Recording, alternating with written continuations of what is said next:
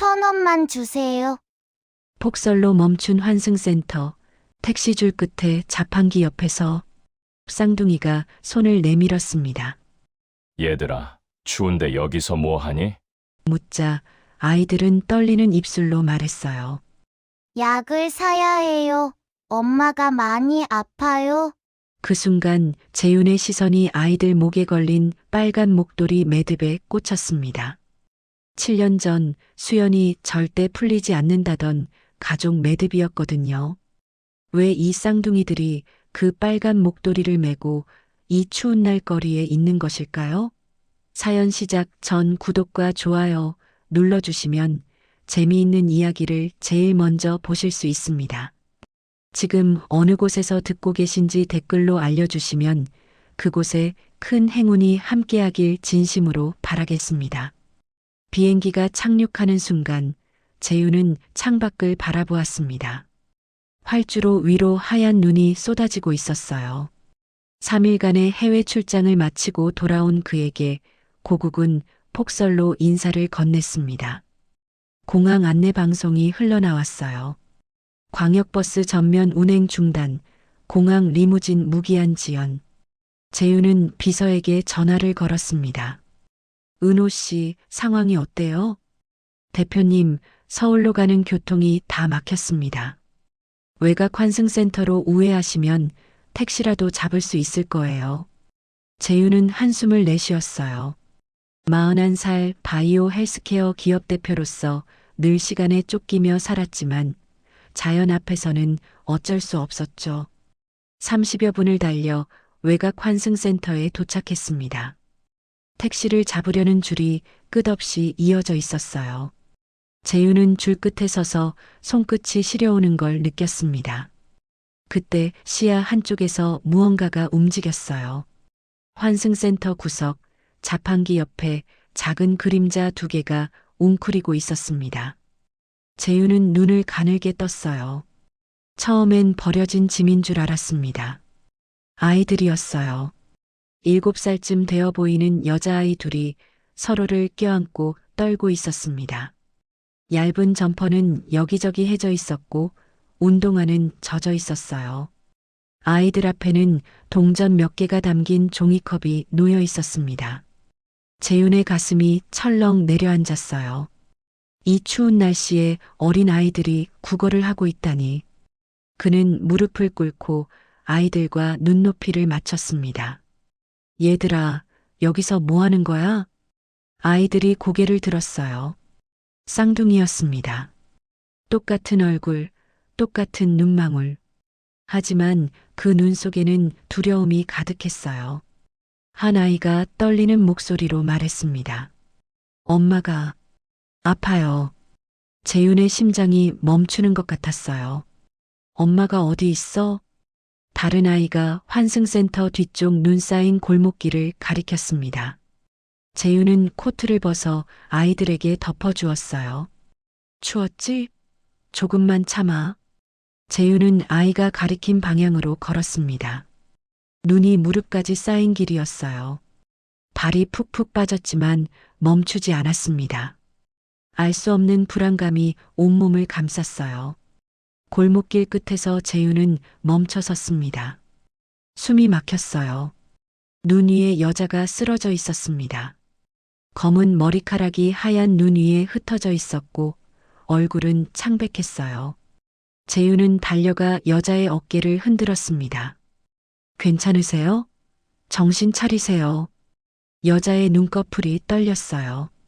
재윤은 그 얼굴을 보는 순간 눈동자가 크게 흔들렸습니다. 이 얼굴을 알고 있었어요. 7해 전 그의 곁을 떠난 사람. 2번째 아내였던 사람. 수연 씨? 목소리가 떨렸습니다. 7년 만에 이런 상황에서 다시 만나다니. 재윤은 119에 전화했지만 폭설로 출동이 지연된다는 답만 돌아왔어요. 재윤은 수연을 조심스럽게 안아 올렸습니다. 생각보다 훨씬 가벼웠어요. 뼈만 앙상하게 남은 것 같았습니다. 환승센터로 돌아오자 아이들이 울음을 터뜨렸어요. 엄마, 엄마.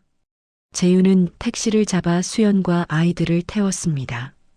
병원으로 향하는 차 안에서 그는 수연의 창백한 얼굴을 내려다보았어요. 7회라는 시간이 그녀에게 어떤 삶을 안겨주었는지 물어보지 않아도 알 것 같았습니다. 아이들이 수연의 손을 꼭 잡고 있었어요. 작은 손이 떨리고 있었습니다. 재윤은 그 모습에 가슴이 미어졌어요. 창밖으로 눈이 계속 내렸습니다. 끝났다고 생각한 인연이 다시 시작되고 있었어요. 택시가 병원 응급실 앞에 멈췄습니다. 재윤은 수연을 안고 급하게 뛰어들어갔어요. 의료진이 달려와 들것에 수연을 눕혔습니다. 보호자분이세요? 네, 아니. 일단 치료부터 해주세요. 재윤은 대답을 얼버무렸어요. 보호자라고 하기엔 복잡한 관계였지만 지금은 그런 게 중요하지 않았습니다. 수연이 응급실 안쪽으로 실려 들어갔어요. 재윤은 대기실 의자에 주저앉았습니다. 그제야 두 아이가 눈에 들어왔어요. 아이들은 응급실 문 앞에 서서 안을 들여다보고 있었습니다. 작은 어깨가 부들부들 떨리고 있었어요. 애들아, 이리 와서 앉아. 재윤이 부드럽게 불렀습니다. 아이들이 조심스럽게 다가왔어요. 가까이서 보니 두 아이의 옷차림이 더욱 안쓰러웠습니다. 얇은 점퍼, 해진 바지, 젖은 운동화. 이 추운 겨울에 이런 차림이라니.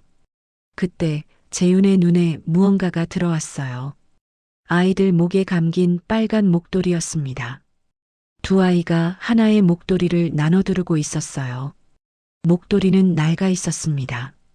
색이 발해 있었고 여러 번 꿰맨 흔적이 역력했어요. 실밥이 군데군데 튀어나와 있었습니다. 그런데 이상하게도 목도리의 매듭만은 유독 단단해 보였어요. 재윤은 그 매듭을 가만히 바라보았습니다. 심장이 쿵 내려앉았어요. 그 매듭 방식을 알고 있었습니다. 아주 잘 알고 있었어요. 7회 전 수연이 자신에게 처음 목도리를 둘러주던 날이 떠올랐습니다. 그녀는 특별한 방식으로 매듭을 지었어요. 이게 뭐예요? 가족 매듭이에요. 우리 할머니가 가르쳐 주신 거예요. 이렇게 묶으면 절대 풀리지 않거든요. 가족의 인연처럼요. 수연은 수줍게 웃으며 말했었죠. 재윤은 그때 그 매듭을 보며 웃었습니다. 조금 촌스럽다고 생각했어요. 하지만 수연의 진심이 담긴 그 매듭이 싫지 않았습니다. 지금 아이들 목에 감긴 목도리의 매듭이 바로 그 방식이었어요. 가족 매듭. 재윤의 손이 미세하게 떨렸습니다.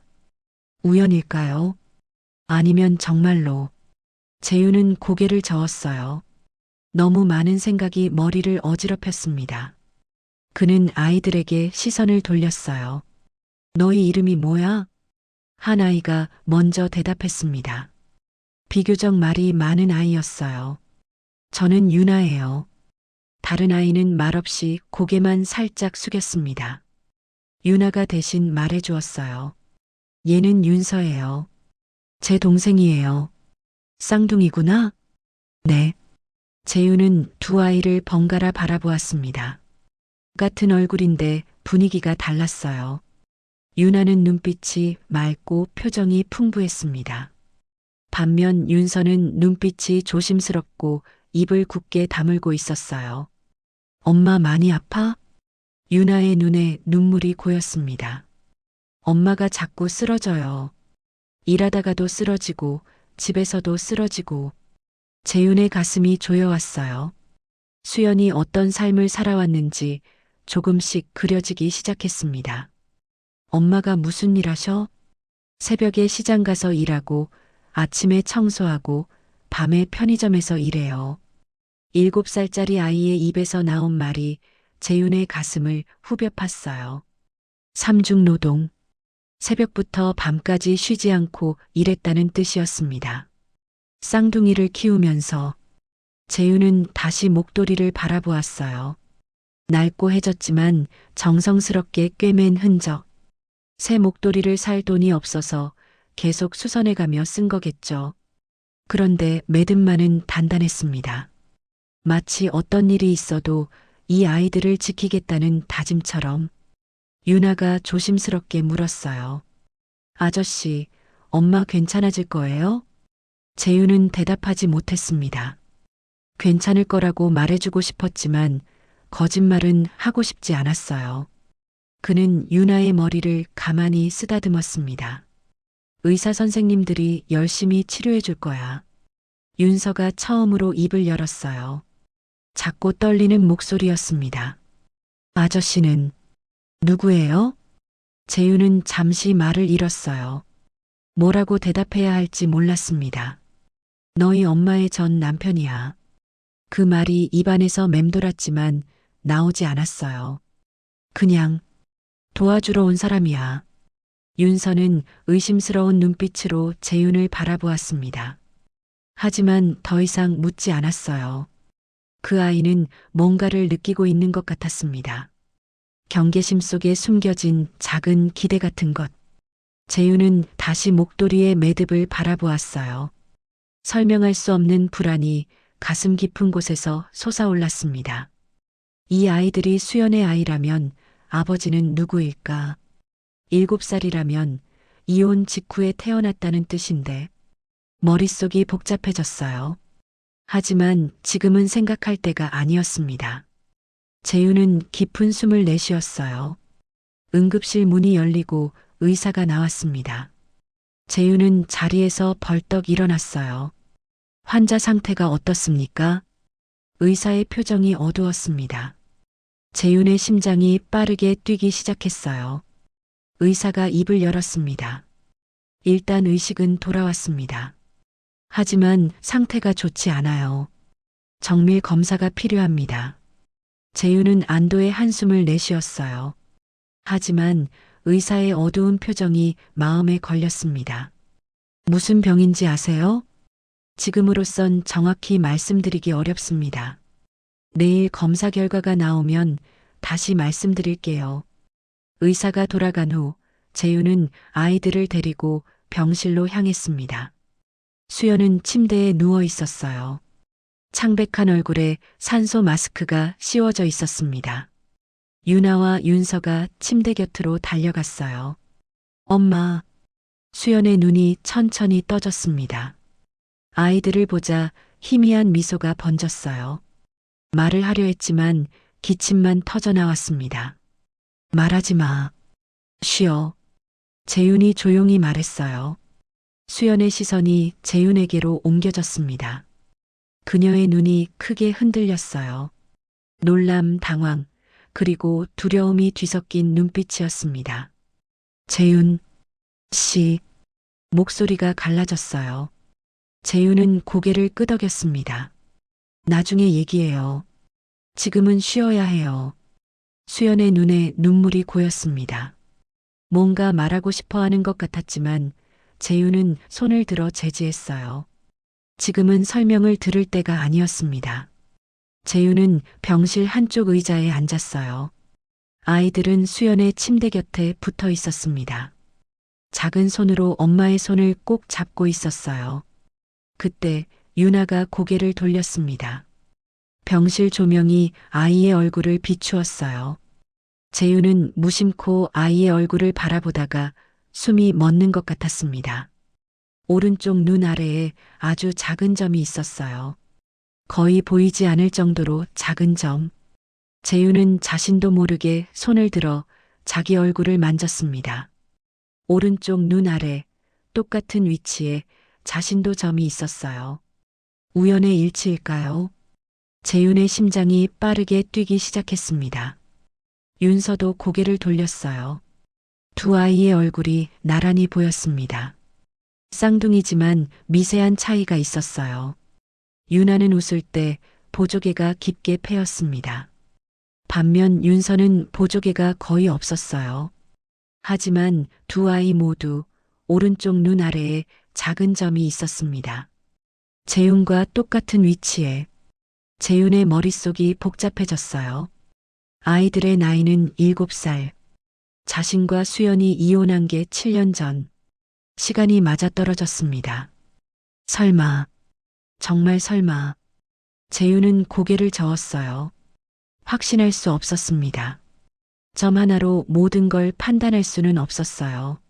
하지만 가슴 한쪽이 이상하게 뛰었습니다. 설명할 수 없는 끌림 같은 것이 느껴졌어요.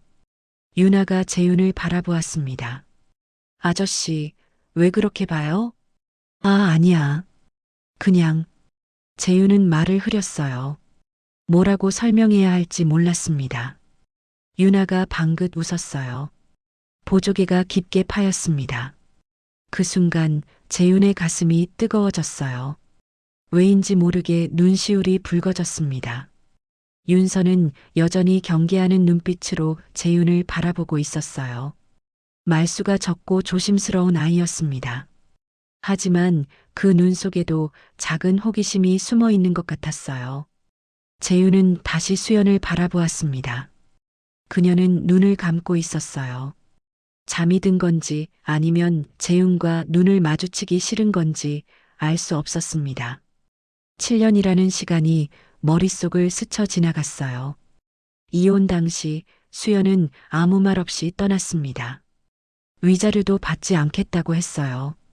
재윤은 그녀가 떠나는 걸 막지 않았습니다. 아니, 막을 수 없었어요.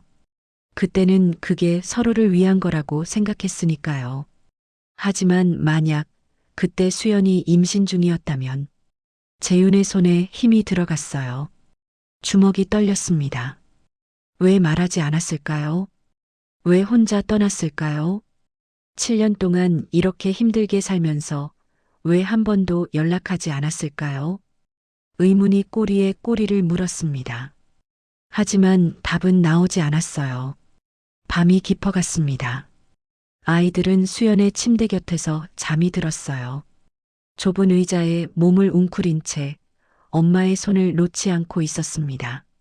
재윤은 그 모습을 물끄러미 바라보았어요.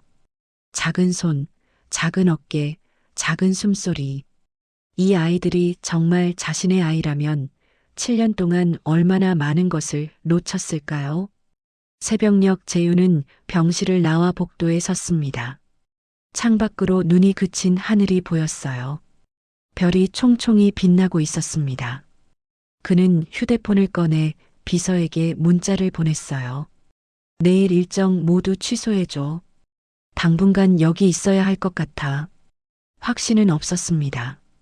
하지만 직감이 말하고 있었어요.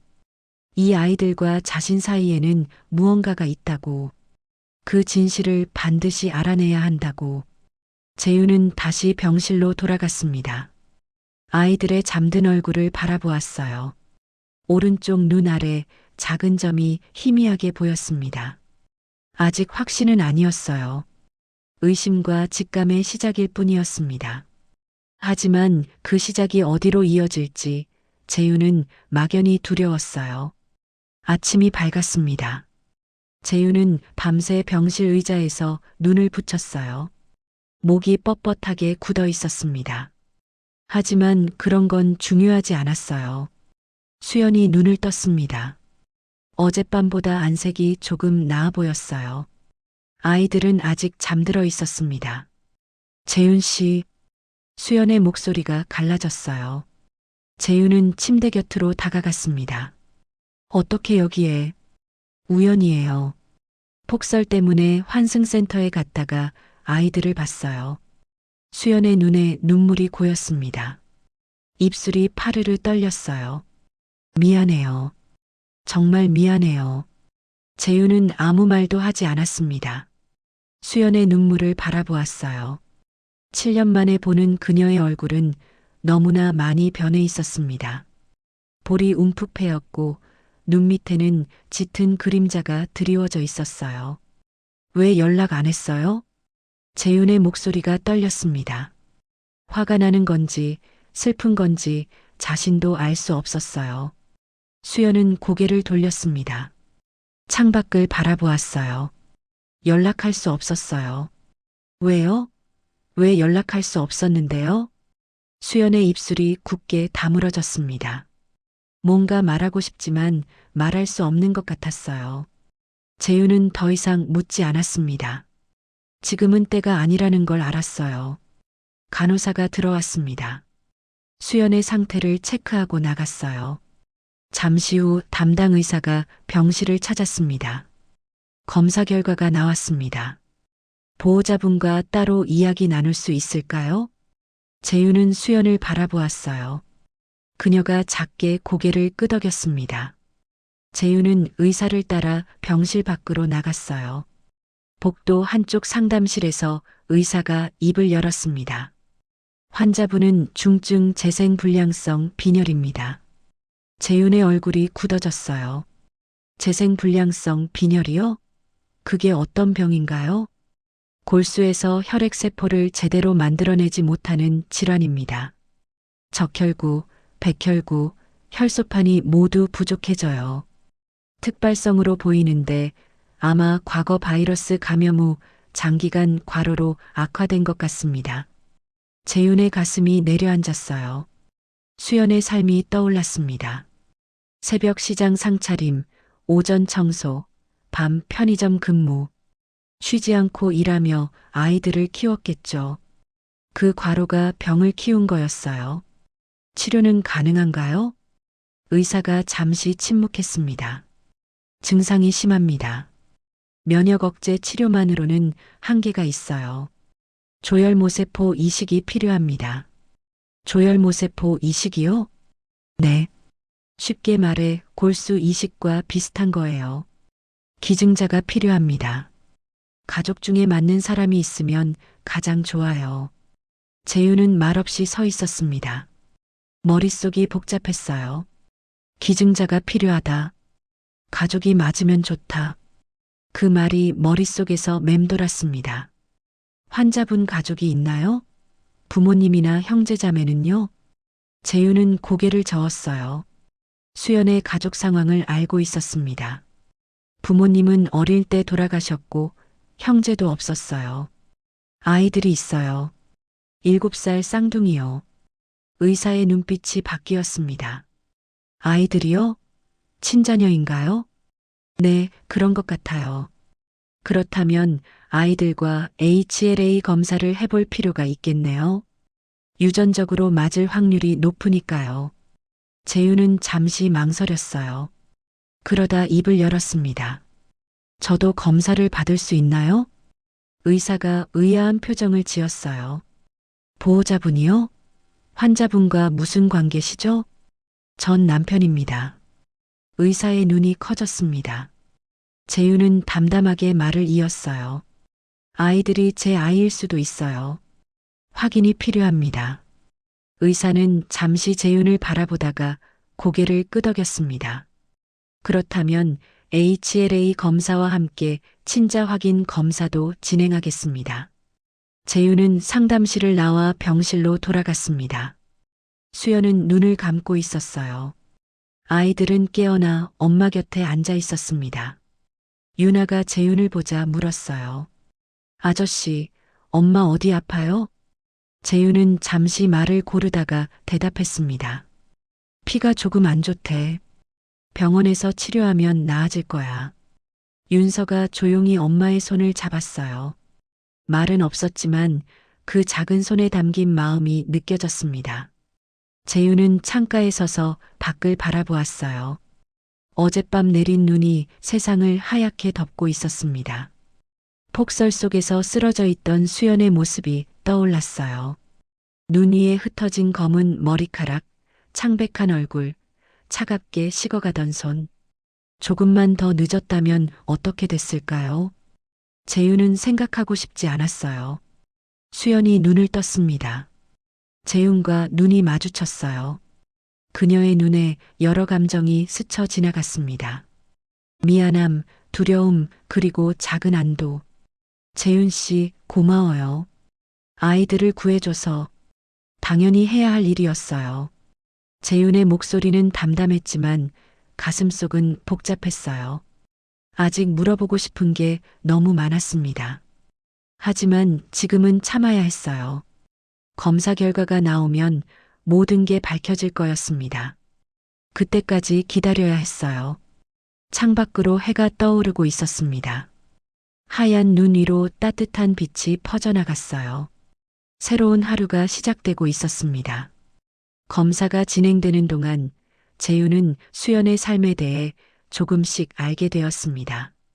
간호사가 입원 서류를 정리하면서 몇 가지를 물었고 재윤은 아이들에게서 단편적인 이야기를 들었어요. 수연의 하루는 새벽 4시에 시작되었습니다. 전통시장에서 상차림 일을 했어요. 무거운 채소 상자를 나르고 좌판을 정리하고 손님을 맞았습니다. 그 일이 끝나면 오전 8시부터 병원과 건물 청소를 했어요. 몇 시간 동안 복도를 닦고 화장실을 청소하고 쓰레기를 비웠습니다. 오후에는 잠깐 쉬다가 밤 10시부터 편의점 야간 근무를 했어요. 새벽 2시까지 일하고 한두 시간 눈을 붙인 뒤 다시 시장으로 향했습니다. 유나가 말했어요. 엄마는 맨날 피곤해해요. 근데 저희한테는 안 피곤하다고 해요. 재윤의 가슴이 조여왔습니다. 7년 동안 이렇게 살아온 거였어요. 쌍둥이를 키우면서 하루에 4-5시간도 못 자면서 담당 의사가 추가 검사 결과를 가지고 왔습니다. 환자분의 상태가 생각보다 심각합니다. 특발성 재생불량성 빈혈인데 과거 바이러스 감염의 흔적이 있어요. 그 이후로 면역 체계가 골수를 공격하기 시작한 것 같습니다. 왜 이렇게까지 악화된 거죠? 의사가 한숨을 쉬었어요. 장기간의 과로, 영양 부족, 수면 부족이 원인입니다. 몸이 보내는 신호를 계속 무시했던 거예요. 병원에 일찍 왔다면 이 정도까지는 안 됐을 텐데. 재윤은 수연을 바라보았습니다. 그녀는 눈을 감고 있었어요. 자는 건지 듣기 싫어서 눈을 감은 건지 알 수 없었습니다. 치료 계획은 어떻게 되나요? 일단 면역 억제 치료를 시작하겠습니다. 하지만 환자분의 경우 반응이 좋지 않을 수 있어요. 조혈모세포 이식을 준비해야 합니다. 기증자 검사는 언제 나오나요? 사흘 정도 걸립니다. 사흘. 재윤은 그 시간이 영원처럼 느껴졌어요. 병실로 돌아온 재윤은 창가에 섰습니다. 수연이 눈을 떴어요. 다 들었어요. 재윤은 돌아서서 수연을 바라보았습니다. 왜 병원에 안 갔어요? 몸이 안 좋은 거 알면서. 수연의 눈에 눈물이 고였습니다. 병원 갈 시간이 없었어요. 돈도 없었고요. 애들 먹이고 재우는 것만으로도 벅찼어요. 재윤의 손에 힘이 들어갔어요. 화가 나는 건지 슬픈 건지 모를 감정이 밀려왔습니다. 왜 혼자 다 감당하려고 했어요? 왜 도움을 안 청했어요? 수연은 대답하지 않았습니다. 창밖을 바라보았어요. 눈물이 볼을 타고 흘러내렸습니다. 도움을 청할 수 없었어요. 아무에게도. 그 말 속에 숨겨진 무언가가 있었습니다. 재윤은 느꼈어요. 하지만 수연은 더 이상 말하지 않았습니다. 유나와 윤서가 병실로 들어왔어요. 아이들은 간호사 선생님과 함께 병원 매점에 다녀온 참이었습니다. 손에 작은 빵 봉지를 들고 있었어요. 엄마, 빵 사왔어. 유나가 밝게 웃으며 말했습니다. 수연의 얼굴에 희미한 미소가 번졌어요. 고마워, 우리 딸. 윤서는 말없이 빵을 엄마 손에 쥐어주었습니다. 그리고 재윤을 슬쩍 바라보았어요. 여전히 경계하는 눈빛이었지만 어제보다는 조금 부드러워진 것 같았습니다. 재윤은 아이들을 바라보았어요. 7살. 이제 곧 초등학교에 입학할 나이였습니다. 이 아이들은 아빠가 누군지도 모른 채 자랐겠죠. 엄마가 3가지 일을 하며 버티는 동안 아마 많은 시간을 둘이서만 보냈을 거예요. 너희들 유치원은 다녀? 유나가 고개를 저었어요. 안 다녀요. 엄마가 돈이 없대요. 재윤의 가슴이 찢어지는 것 같았습니다. 또래 아이들이 유치원에서 친구들과 뛰어놀 때 이 아이들은 집에서 둘이 있었겠죠. 엄마가 일하러 간 사이 서로를 돌보며 힘들었겠다. 재윤이 나직이 말했어요. 유나가 고개를 갸웃거렸습니다. 뭐가요? 그냥 둘이서 있는 거. 유나가 웃었어요. 괜찮아요. 윤서랑 같이 있으면 안 무서워요. 윤서가 언니의 손을 꼭 잡았습니다. 두 아이는 서로에게 기대어 살아온 거였어요. 엄마가 없는 시간 동안 서로가 서로의 전부였던 거죠. 재윤은 눈시울이 뜨거워졌습니다. 고개를 돌렸어요. 창밖으로 눈이 녹아내리고 있었습니다. 폭설이 지나가고 햇살이 내리쬐고 있었어요. 사흘 후면 검사 결과가 나옵니다. 그때까지 재윤은 기다려야 했어요. 하지만 이미 마음 한쪽에서는 알고 있었습니다. 이 아이들이 자신의 아이라는 것을. 오른쪽 눈 아래 작은 점, 가족 매듭, 그리고 설명할 수 없는 끌림. 모든 것이 하나의 방향을 가리키고 있었어요. 재윤은 조용히 다짐했습니다. 검사 결과가 어떻게 나오든 이 가족을 도와야겠다고. 더 이상 혼자 버티게 두지 않겠다고. 검사 결과를 기다리는 동안 재윤은 비서 은호에게 연락했습니다. 은호 씨, 부탁할 게 있어. 네, 대표님. 말씀하세요. 어머니 관련해서 조사해줘. 7년 전 내 이혼 당시 어머니가 뭘 했는지. 전화기 너머로 잠시 침묵이 흘렀어요. 대표님, 그게 무슨. 그냥 조사해줘. 자세한 건 나중에 말할게. 재윤은 전화를 끊고 창밖을 바라보았습니다.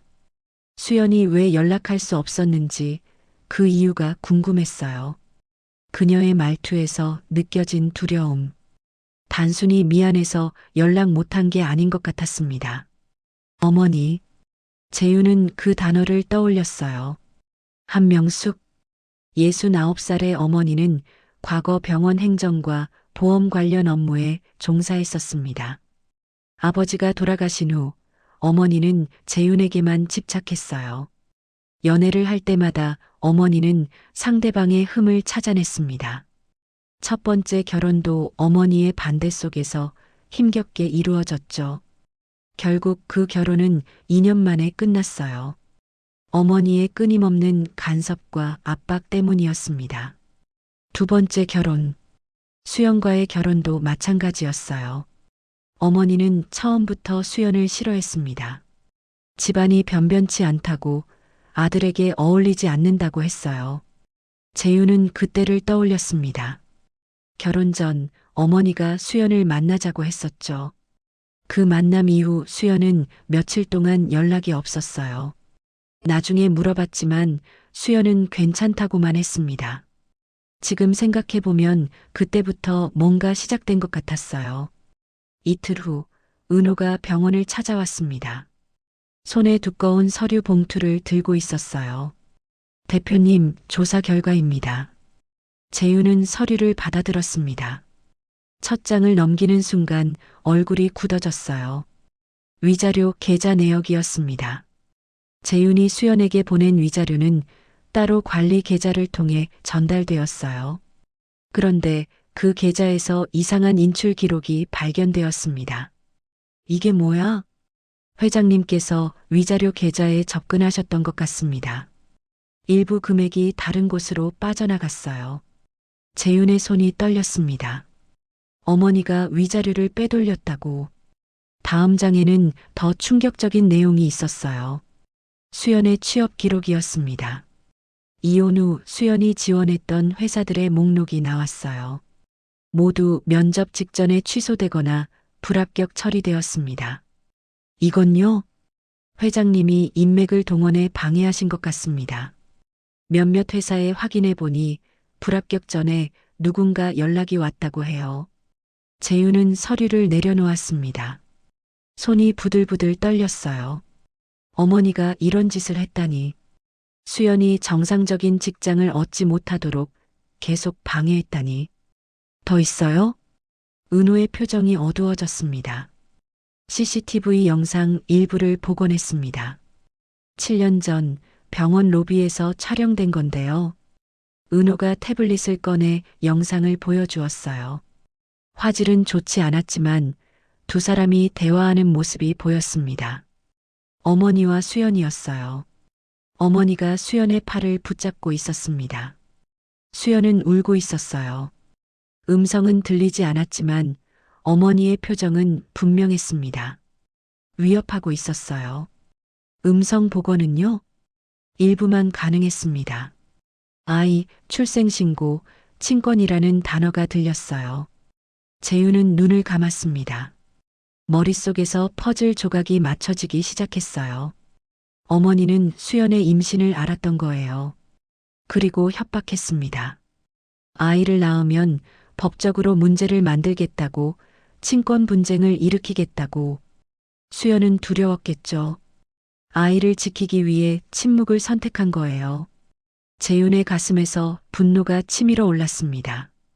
하지만 동시에 깊은 죄책감이 밀려왔어요. 어머니의 본 모습을 몰랐던 자신이, 수연의 눈물을 외면했던 자신이 원망스러웠습니다. 대표님, 괜찮으세요? 은호의 목소리가 멀게 들렸어요. 재윤은 고개를 저었습니다. 괜찮지 않아. 하나도 괜찮지 않아. 재윤은 창밖을 바라보았습니다. 어머니는 아들을 사랑한 게 아니었어요. 소유하려 했던 거예요. 아들이 자신에게서 멀어질까봐 자신만 바라보며 살아야 한다고 믿었던 거죠. 그 집착 때문에 수연은 7년을 고통 속에 살았습니다. 아이들은 아빠 없이 자랐어요. 모든 비극의 시작은 어머니였습니다. 재윤은 주먹을 꽉 쥐었어요. 이제 무엇을 해야 하는지 알았습니다. 재윤은 수연의 병실로 돌아갔습니다. 아이들은 간호사와 함께 잠시 밖에 나가 있었어요. 병실에는 수연만 있었습니다. 수연 씨, 얘기해요. 다 알고 싶어요. 수연의 얼굴이 창백해졌습니다. 무엇을 알게 되었는지 짐작한 것 같았어요. 재윤 씨, 어머니가 뭘 했는지 알았어요. 위자료를 빼돌린 것도, 취업을 방해한 것도요. 그리고 임신을 알고 협박한 것도. 수연의 눈에서 눈물이 흘러내렸습니다. 7년 동안 혼자 짊어졌던 비밀이 드러나는 순간이었어요. 미안해요. 정말 미안해요. 왜 미안해요? 미안해야 할 사람은 수연 씨가 아니잖아요. 수연은 고개를 저었습니다. 목소리가 떨렸어요. 그때 말했어야 했어요. 당신한테 말했어야 했어요. 근데 못했어요. 무서웠어요. 재윤은 침대 곁에 앉았습니다. 수연의 손을 잡았어요. 가느다란 손이었습니다. 7년 동안의 고생이 그 손에 고스란히 새겨져 있었어요. 처음부터 말해줘요. 어떻게 된 건지. 수연은 천천히 입을 열었습니다. 임신을 알게 된 건 이혼 직전이었어요. 혼란스러웠어요. 당신은 회사 상장 준비로 바빴고 우리 사이는 이미 멀어져 있었으니까요. 재윤은 그때를 떠올렸어요. 회사 상장을 앞두고 정신없이 바쁜 시기였습니다. 집에 들어가면 지쳐서 쓰러졌고 수연과 대화할 시간도 없었어요. 병원에 갔다가 어머님을 만났어요. 우연인 줄 알았는데 나중에 알고 보니 일부러 찾아오신 거였어요. 산부인과 예약 문자가 집 전화로 잘못 갔대요. 그걸 보시고 인맥을 동원해 제 검진 일정을 알아내신 거예요. 재윤의 손에 힘이 들어갔어요. 어머니가 뭐라고 했어요? 수연의 목소리가 떨렸습니다. 아이를 낳으면 가만두지 않겠다고 했어요. 출생신고를 막겠다고, 친권 분쟁을 일으키겠다고, 병원 기록을 문제 삼아 제가 아이를 키울 자격이 없다고 만들겠다고 했어요. 재윤은 눈을 감았습니다. 어머니의 잔인함이 상상을 초월했어요. 그래서 도망친 거예요? 수연이 고개를 끄덕였습니다. 아이를 지키고 싶었어요. 당신한테 말하면 어머님과 싸워야 할 거고, 그러면 회사에도 문제가 생길 거라고 생각했어요. 상장 직전에 집안 스캔들이 터지면. 그래서 혼자 감당한 거예요? 7년 동안 수연의 눈물이 멈추지 않았습니다. 선택의 여지가 없었어요. 연락하고 싶었어요. 정말 연락하고 싶었어요. 근데 어머님이 계속 감시하고 있을 것 같아서 무서웠어요. 연락하면 아이들한테 무슨 일이 생길까봐 재윤의 가슴이 찢어지는 것 같았습니다. 수연은 아이들을 지키기 위해 모든 걸 포기한 거였어요. 돈도, 직장도, 그리고 자신의 건강까지. 위자료는요? 제가 보낸 위자료는 어떻게 된 거예요? 처음 몇 달은 받았어요. 근데 어느 날부터 안 들어왔어요. 나중에 알고 보니 계좌가 동결됐더라고요. 어머님이 하신 것 같아요. 재윤은 이를 악물었습니다. 어머니는 수연에게서 모든 것을 빼앗았어요. 돈도, 직장도, 그리고 남편과 연락할 기회까지. 왜 그때 나한테 말 안 했어요? 병원에서 우는 거 봤잖아요. 한 번만이라도 말해줬으면. 말할 수 없었어요. 수연의 목소리가 갈라졌습니다. 어머님이 그러셨어요. 아들한테 말하면 아들이 더 힘들어질 거라고. 회사도 망하고 가정도 망하고 모든 게 내 탓이 될 거라고. 그 말이 무서웠어요. 재윤은 수연의 손을 꼭 잡았습니다. 미안해요. 내가 미안해요. 당신을 지켜주지 못해서. 수연은 고개를 저었어요. 당신 잘못 아니에요. 당신도 몰랐잖아요. 그래도 미안해요. 어머니를 믿었던 내가, 당신의 눈물을 제대로 보지 못했던 내가 미안해요. 두 사람은 한동안 말없이 손을 잡고 있었습니다. 7년이라는 시간이 그 사이에 놓여 있었지만 이 순간만큼은 그 시간이 희미해지는 것 같았어요. 창밖으로 해가 지고 있었습니다. 노을빛이 병실을 붉게 물들였어요. 수연이 나직이 말했습니다. 아이들한테는 아직 말 안 했어요. 아빠가 누군지. 재윤은 고개를 끄덕였어요. 검사 결과 나오면 그때 같이 말해요. 우리 둘이서. 수연의 눈에 작은 빛이 스쳤습니다. 오랫동안 보지 못했던 희망 같은 것이었어요. 챕터 8. 남편이 이혼을 선택한 이유. 수연의 이야기를 들으며 재윤은 7년 전 자신의 선택을 돌아보았습니다. 왜 이혼을 결심했는지 그때의 기억이 선명하게 떠올랐어요. 회사 상장을 석 달 앞둔 시점이었습니다. 재윤은 거의 집에 들어가지 못했어요. 투자자 미팅, 서류 작업, 법적 검토. 하루가 24시간으로 모자랐습니다. 그때 어머니가 자주 연락을 했어요. 수연에 대한 이야기였습니다. 재윤아, 수연이가 요즘 이상해. 산부인과에 다니더라. 산부인과요? 왜요? 몰라. 근데 혼자 가더라. 너한테 말 안 하고. 재윤은 처음에 대수롭지 않게 넘겼어요. 여자들은 정기 검진 때문에 산부인과에 갈 수 있으니까요. 하지만 어머니의 말은 계속되었습니다. 내가 알아봤는데 임신 검사를 받은 것 같아. 임신이요? 근데 이상하지 않니? 임신이면 너한테 먼저 말해야 하는 거 아니야? 왜 숨기는 걸까? 어머니의 말이 씨앗처럼 마음에 심어졌어요. 의심이 자라기 시작했습니다. 수연이 왜 숨기는 걸까? 혹시 자신의 아이가 아닌 건 아닐까? 어느 날 재윤은 우연히 수연을 보았습니다. 산부인과 앞에서. 그녀는 울고 있었어요. 전화를 받으며 이렇게 말하고 있었습니다. 임신 사실을 남편에게 알리면 안 돼요. 절대로요. 재윤의 머릿속이 하얘졌어요. 그 말이 무슨 뜻인지 이해할 수 없었습니다. 아니, 이해하고 싶지 않았어요. 집에 돌아와서 수연에게 물었습니다. 당신, 나한테 숨기는 거 있어? 수연의 얼굴이 창백해졌어요. 무언가 말하려다가 입을 다물었습니다. 아무것도 없어요. 그 대답이 재윤에게는 거짓말처럼 들렸어요. 어머니의 말이 머릿속에서 맴돌았습니다. 의심은 확신으로 바뀌었죠. 이혼하자. 그 말이 입에서 튀어나왔어요. 수연의 눈이 커졌습니다. 뭐라고요? 이혼하자고. 우리 더 이상 안 되는 것 같아. 수연은 아무 말도 하지 않았습니다. 눈물만 흘렸어요. 재윤은 그 눈물을 보면서도 마음을 바꾸지 않았습니다.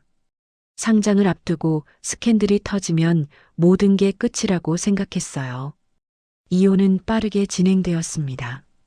수연은 위자료도 받지 않겠다고 했어요. 재윤은 그게 죄책감 때문이라고 생각했습니다. 그녀가 뭔가 잘못했기 때문에 돈을 받을 자격이 없다고 느끼는 거라고. 하지만 지금 생각해보면 수연은 아이를 지키기 위해 아무것도 요구하지 않았던 거예요. 돈을 받으면 어머니가 더 집요하게 괴롭힐 거라고 생각했겠죠. 재윤은 눈을 감았습니다. 자신이 얼마나 어리석었는지 깨달았어요. 그때 왜 말 안 했어요? 내가 물었잖아요. 수연이 대답했습니다. 말하고 싶었어요. 근데 어머님이 그러셨어요. 말하면 당신이 더 고통받을 거라고. 회사도 망하고 평판도 망가지고 그게 다 내 탓이 될 거라고. 그래서 혼자 다 뒤집어 쓴 거예요? 수연은 고개를 끄덕였어요. 당신이 미워했으면 좋겠다고 생각했어요. 그래야 깨끗하게 떠날 수 있으니까. 아이들도 지킬 수 있으니까. 재윤의 가슴이 무너지는 것 같았습니다. 수연은 자신을 악역으로 만들어서라도 아이들을 지키려 했던 거예요. 바보 같은 짓 했네요. 우리 둘 다. 재윤이 쓸쓸하게 웃었어요. 수연도 희미하게 웃었습니다. 그러게요. 바보들이었어요. 7년이라는 시간은 되돌릴 수 없었습니다. 하지만 지금부터라도 다시 시작할 수 있었어요. 이제 어떻게 할 거예요? 수연이 조심스럽게 물었습니다. 재윤은 단호하게 대답했어요. 어머니와는 정리할 거예요. 더 이상 당신과 아이들을 괴롭히지 못하게. 수연의 눈에 눈물이 고였습니다. 하지만 이번에는 슬픔의 눈물이 아니었어요. 고마워요. 정말 고마워요. 재윤은 수연의 손을 꼭 잡았습니다. 놓치지 않겠다는 다짐이 그 손에 담겨 있었어요. 수연의 이야기를 들으며 재윤은 7년 전 자신의 선택을 돌아보았습니다. 왜 이혼을 결심했는지 그때의 기억이 선명하게 떠올랐어요. 수연은 위자료도 받지 않겠다고 했어요. 재윤은 그게 죄책감 때문이라고 생각했습니다. 그녀가 뭔가 잘못했기 때문에 돈을 받을 자격이 없다고 느끼는 거라고. 하지만 지금 생각해보면 수연은 아이를 지키기 위해 아무것도 요구하지 않았던 거예요. 돈을 받으면 어머니가 더 집요하게 괴롭힐 거라고 생각했겠죠. 재윤은 눈을 감았습니다. 자신이 얼마나 어리석었는지 깨달았어요. 그때 왜 말 안 했어요? 내가 물었잖아요. 수연이 대답했습니다. 말하고 싶었어요. 근데 어머님이 그러셨어요. 말하면 당신이 더 고통받을 거라고. 회사도 망하고 평판도 망가지고 그게 다 내 탓이 될 거라고. 그래서 혼자 다 뒤집어 쓴 거예요? 수연은 고개를 끄덕였어요. 당신이 미워했으면 좋겠다고 생각했어요. 그래야 깨끗하게 떠날 수 있으니까. 아이들도 지킬 수 있으니까. 재윤의 가슴이 무너지는 것 같았습니다. 수연은 자신을 악역으로 만들어서라도 아이들을 지키려 했던 거예요. 바보 같은 짓 했네요. 우리 둘 다. 재윤이 쓸쓸하게 웃었어요. 수연도 희미하게 웃었습니다. 그러게요. 바보들이었어요. 7년이라는 시간은 되돌릴 수 없었습니다. 하지만 지금부터라도 다시 시작할 수 있었어요. 이제 어떻게 할 거예요? 수연이 조심스럽게 물었습니다. 재윤은 단호하게 대답했어요. 어머니와는 정리할 거예요. 더 이상 당신과 아이들을 괴롭히지 못하게. 수연의 눈에 눈물이 고였습니다. 하지만 이번에는 슬픔의 눈물이 아니었어요. 고마워요. 정말 고마워요. 재윤은 수연의 손을 꼭 잡았습니다. 놓치지 않겠다는 다짐이 그 손에 담겨 있었어요. 사흘이 지났습니다. 검사 결과가 나오는 날이었어요. 재윤은 아침 일찍 병원에 도착했습니다. 심장이 빠르게 뛰고 있었어요. 담당 의사가 상담실로 불렀습니다. 재윤은 떨리는 다리를 이끌고 들어갔어요. 결과가 나왔습니다. 의사가 서류를 펼쳤어요. 재윤은 숨을 멈추고 기다렸습니다. 먼저 HLA 검사 결과입니다. 서재윤 씨는 환자분과 조혈모세포 이식에 적합합니다. 기증이 가능해요. 재윤의 어깨에서 긴장이 풀렸어요. 수연을 살릴 수 있다는 뜻이었습니다. 그리고 친자 확인 검사 결과입니다. 의사가 잠시 멈췄어요. 재윤은 손에 땀이 났습니다. 서윤아, 서윤서 두 아이 모두 서재윤 씨의 친자로 확인되었습니다. 일치율 99.99%입니다. 재윤은 눈을 감았어요. 예상했던 결과였지만 막상 확인하니 가슴이 벅차올랐습니다. 내 아이들, 진짜 내 아이들이었어요. 감사합니다. 재윤은 상담실을 나왔습니다. 복도에 서서 잠시 숨을 골랐어요. 눈물이 흘렀습니다. 기쁨인지 슬픔인지 아니면 7년에 대한 후회인지 알 수 없었어요.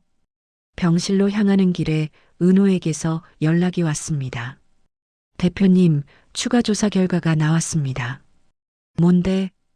회장님의 계좌 내역을 더 추적했는데요.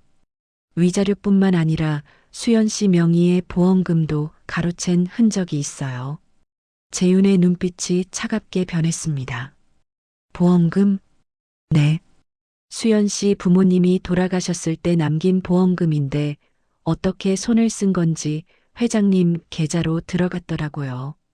재윤은 이를 악물었어요. 어머니의 악행은 상상을 초월했습니다. CCTV 영상 음성 복원은 더 복원했습니다. 회장님이 수연 씨한테 한 말이 녹음되어 있어요. 아이를 낳으면 병원 기록을 조작해서 문제 엄마로 만들겠다는 협박이요. 증거가 충분했습니다. 재윤은 결심했어요. 법무팀에 연락해. 오늘 중으로 움직여야 해. 병실로 들어간 재윤은 수연에게 검사 결과를 알려주었습니다. 기증 가능하대요. 수술 준비 시작할 거예요. 수연의 눈에 눈물이 고였어요. 고마워요. 정말. 그리고 하나 더. 재윤은 수연의 손을 잡았습니다.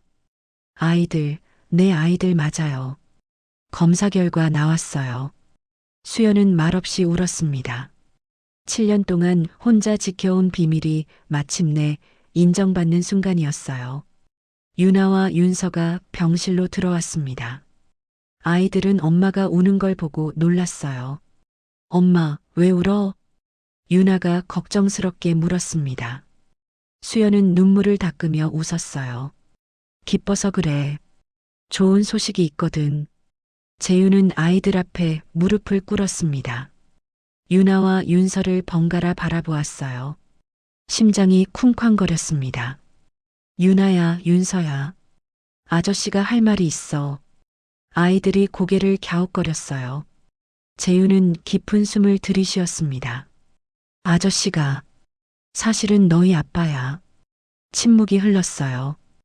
유나의 눈이 커졌습니다. 윤서는 표정 없이 재윤을 바라보았어요. 진짜요? 유나가 떨리는 목소리로 물었습니다. 재윤은 고개를 끄덕였어요. 진짜야. 미안해. 이제야 알게 돼서. 유나의 눈에서 눈물이 흘렀습니다. 하지만 울음이 아닌 웃음이 터져 나왔어요. 아빠다. 윤서야, 우리 아빠래. 유나가 재윤에게 안겼습니다. 작은 팔이 재윤의 목을 감쌌어요. 재윤은 뜨거운 것이 볼을 타고 흐르는 걸 느꼈습니다. 윤서는 움직이지 않았어요. 여전히 경계하는 눈빛으로 재윤을 바라보고 있었습니다. 왜 이제 와요? 윤서의 목소리가 차가웠어요. 재윤은 가슴이 아팠습니다. 당연한 질문이었어요. 미안해. 아빠가 몰랐어. 너희가 있는 줄 몰랐어. 왜 몰랐는데요? 재윤은 대답하기 어려웠어요. 어린아이에게 어른들의 복잡한 사정을 어떻게 설명해야 할지 몰랐습니다. 어른들 사정이 복잡했어. 하지만 그건 핑계가 안 돼. 아빠가 더 잘 알아봤어야 했어. 미안해. 윤서는 말없이 재윤을 바라보았어요. 그 눈 속에 여러 감정이 스쳐 지나갔습니다. 분노, 슬픔, 그리고 작은 기대. 진짜 우리 아빠 맞아요? 응, 진짜야. 윤서는 한참을 그렇게 서 있었어요. 그리고 천천히, 아주 천천히 재윤에게 다가왔습니다. 그리고 재윤의 손을 잡았어요. 작고 차가운 손이었습니다. 재윤은 두 아이를 끌어안았어요. 7년이라는 시간이 그 품 안에서 조금씩 녹아내리는 것 같았습니다. 수연은 침대에서 그 모습을 바라보며 울었어요. 오랫동안 꿈꿔왔던 장면이었습니다. 마침내 현실이 된 거예요. 재윤은 병실 창가에 섰습니다. 손에 든 DNA 검사 결과지가 흐릿하게 번졌어요. 친자 일치율 99.99%. 눈물 때문인지 믿기 싫은 마음 때문인지 알 수 없었죠. 복도에서 비서 은호가 서류를 들고 왔습니다. 대표님, 조사 결과입니다. 첫 장을 넘기자 재윤의 눈동자가 흔들렸어요. 위자료 계좌 인출 내역, 취업 방해 경위, 병원 CCTV 사진이 나왔습니다. 사진 속 어머니는 수연의 팔을 붙잡고 있었고 수연은 울고 있었어요. 법무팀에 연락해. 오늘 조치를 시작해. 다음 날 재윤은 어머니 집을 찾았습니다. 명숙이 미소를 지었지만 아들의 표정을 보자 굳었어요. 재윤아, 무슨 일이니? 어머니, 다 알고 있습니다. 위자료를 빼돌린 것도, 취업을 방해한 것도, 임신을 알고 협박한 것도요. 명숙의 얼굴이 창백해졌습니다. 재윤아, 엄마가 널 위해서, 저를 위해서요? 재윤의 목소리가 높아졌다가 가라앉았습니다. 어머니 자신을 위한 거였어요. 제가 떠날까봐 두려웠던 거잖아요. 명숙의 눈에서 눈물이 흘렀지만 재윤은 흔들리지 않았어요. 7회 동안 수연이 흘렸을 눈물이 떠올랐습니다. 오늘부로 재정 지원을 끊겠습니다. 병원 출입도 제한했어요. 재윤은 뒤돌아보지 않고 나섰습니다. 병원으로 돌아온 재윤은 수연의 병실 앞에서 멈췄어요. 유리창 너머로 수연이 두 아이 손을 잡고 있었습니다. 미안함과 지켜야겠다는 다짐이 가슴을 채웠어요. 조혈모세포 이식은 사흘 뒤로 예정되어 있었습니다. 재윤은 동의서에 서명했어요. 이건 단순한 시술이 아니었습니다. 7회 동안 못했던 일을 시작하는 것이었죠. 수술 전날 재윤은 잠이 오지 않았습니다. 주머니에서 낡은 빨간 목도리가 만져졌어요. 여러 번 꿰맨 흔적, 바랜 색상. 하지만 한쪽 매듭만은 단단했습니다. 수연이 가족 매듭이라 불렀던 방식이었죠. 재윤은 바늘로 해진 부분을 꿰매기 시작했어요. 새 목도리를 살 수도 있었지만 그러고 싶지 않았습니다. 이 목도리에는 수연의 손길과 아이들의 체온이 남아 있었으니까요. 수술은 순조롭게 끝났고 수연의 상태가 호전되었습니다. 재윤은 매일 병실을 찾았어요. 유나는 빨리 마음을 열었습니다. 그림책을 함께 읽으며 거리가 좁혀졌죠. 아저씨, 이거 접을 줄 알아요? 유나가 가르쳐 줄래? 유나가 환하게 웃었습니다. 오른쪽 눈 아래 작은 점이 따라 움직였어요. 자신과 똑같은 그 점을 보며 재윤은 가슴이 뭉클해졌습니다. 하지만 윤서는 달랐어요. 재윤이 다가가면 물러섰고 말을 걸면 고개를 돌렸습니다. 재윤은 조급해하지 않았어요. 7회 동안 아빠 없이 자란 아이에게 낯선 남자를 믿으라는 건 무리였으니까요.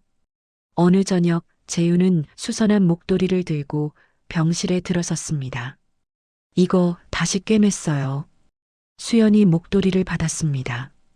손이 떨렸어요. 이 매듭. 재윤이 묶은 매듭은 자신이 가르쳐준 가족 매듭이었습니다. 수연의 눈에서 눈물이 흘렀어요. 재윤은 무릎을 꿇고 아이들과 눈높이를 맞췄습니다.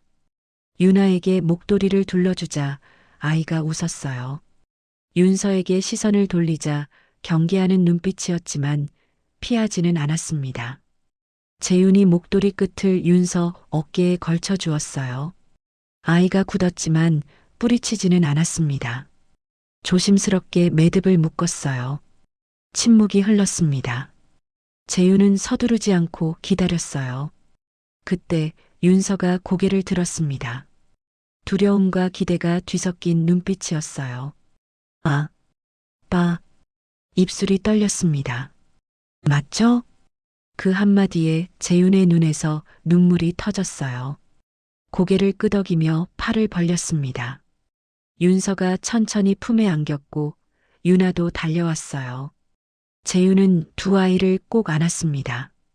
빨간 목도리가 셋을 감쌌어요. 수연은 그 모습을 보며 울었습니다. 7회 동안 짊어졌던 무게가 내려놓아지는 것 같았어요. 가족은 한 번에 완성되지 않습니다.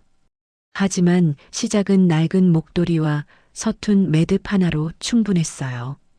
재윤은 아이들 등을 쓰다듬으며 다짐했습니다. 이번에는 절대 놓지 않겠다고. 창밖으로 눈이 내렸습니다. 네 사람의 심장이 같은 박자로 뛰고 있었습니다. 오늘 사연 어떠셨나요? 마음에 울림이 있으셨다면 이 사연이 널리 퍼질 수 있도록 소중한 분들에게 공유해 주세요. 구독, 좋아요를 눌러주시고 이 가족에게 응원의 댓글 남겨주시면 감사한 마음으로 한 분 한 분께 인사드릴게요. 오늘도 좋은 일만 가득하시길 바랍니다. 황금빛 인생이었습니다.